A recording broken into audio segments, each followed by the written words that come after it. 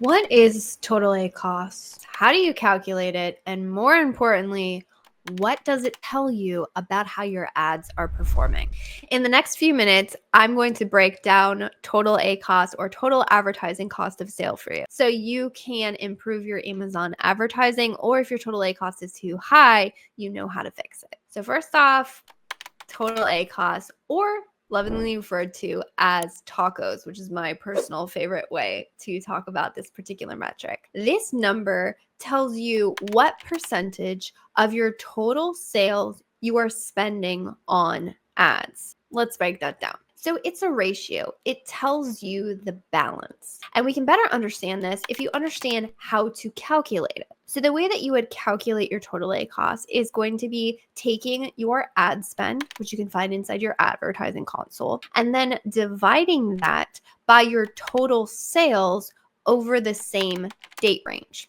So a classic example would be if you're spending $1,000 a month on your advertising and you are making $10,000 a month total sales, which also includes your advertising and organic, everything together, and you get this from your business reports, then your total ACoS would be 10%.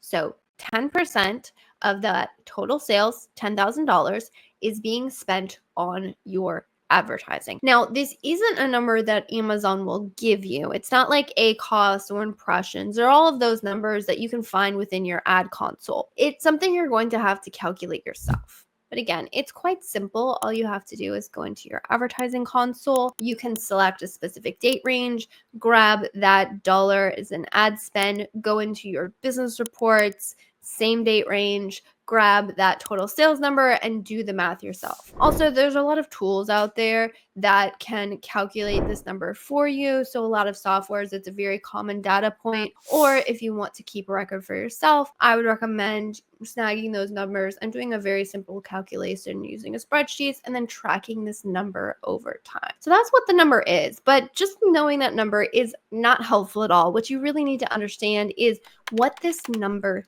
tells you. Well, it really gives you two things. One, it gives you what I call quick and dirty napkin math on your overall profitability of your account. So we'll go over that first, but then I'm also going to tell you what it tells you about your overall growth and market share. Also how to fix it and how to improve it. But let's get into how you do the quick and dirty napkin math, right? You should have some sort of profit calculator or some really nitty-gritty insights into are you profitable or not on your overall account. But that being said, again, you can do some quick calculations to understand when it comes to factoring in my advertising, am I profitable or not? And here's how you would do that. So taking that previous example, saying we're spending $1,000, we're making $10,000, we have a 10% total ACoS number. Well, let's say before any advertising spend. So this is factoring in any of our manufacturer costs, our FBA fees, our storage fees. When everything is said and done, we have about a 35% margins on our product. Then we spend on our advertising, which is those $1,000, and we can factor in, we take that 10%, so we would take 35%, it's about how much our profit is. We subtract 10%, which leaves us 25%. After our advertising spend, we have roughly a 25% profit margins left over. So congratulations, we know the account is profitable. Now, I said quick and dirty napkin math, right? Not everything is exactly 35%. So you do want to pay really close attention to your numbers. When it comes to determining if your ad spend is profitable, that's how you would do it. You want to understand your profits before advertising and then say, okay, after I take out that percentage for advertising, what am I left with? Is it positive or is it negative? Now, what is that second thing it tells you? How does it tell you growth of market share? Well, it's very simple. Our ad spend divided by our total sales. These are two things. So our ad spend is our investment, what we're investing in our advertising. It tells us how much that is. But our total sales, we can see, are my total sales growing over time? Am I increasing our market share? Because in the very beginning, one of the most powerful tools to growing your market share is to be able to leverage your advertising to be able to grow ranking on the platform. And if you're doing that correctly, your total ACoS will decrease over time. How does that work? Again, that ratio and that balance. So if I'm increasing my ad spend or spending the same amount, but that same ad spend is leading to growth in my total sales numbers, well, then I'm being effective with my advertising because I know that that advertising is leading to greater and better market share over time. And that is how my total ACoS is decreasing. So if you track this number over time, it will give you a very good pulse on how effective your ads are. So if my total ACoS is too high, how do I fix it?